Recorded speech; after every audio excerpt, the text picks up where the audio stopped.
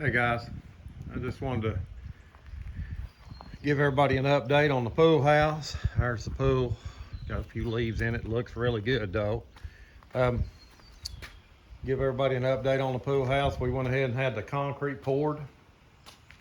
As you can see, I didn't do it myself, but had a guy come in finish it for me. But it took 6 yards of concrete for this, and the cost on that was $888 for 6 yards, and then I give him $450 to finish it. He put a broom finish on it.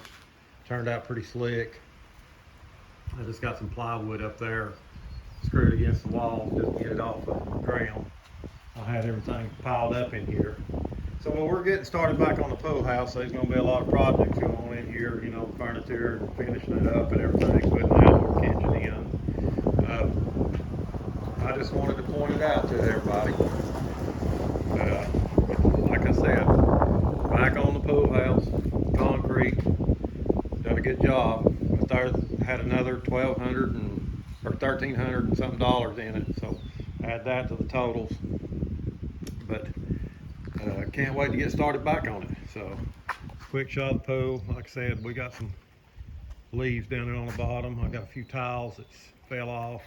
It's green, but it's turned out really nice. I mean, you know, it's nice and clear. So I didn't put a cover on it this year, but we'll get started here lately.